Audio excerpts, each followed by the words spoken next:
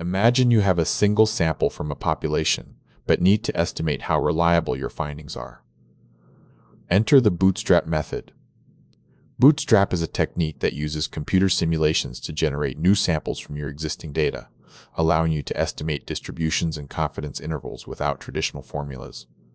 Resampling with replacement means each sample can be included multiple times in a single resample. This mimics the variability seen in different samples from the same population. The percentile bootstrap method calculates an index of interest, like the mean or median, for each resample. This builds a distribution that reflects sampling variability. For example, if you're studying average heights in a population and have one sample of 50 people, you can use the bootstrap to generate thousands of new samples.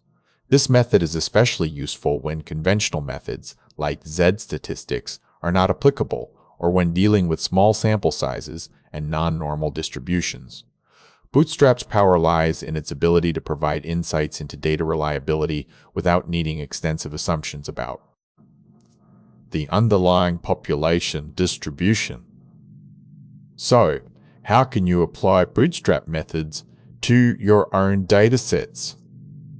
Let us know in the comments.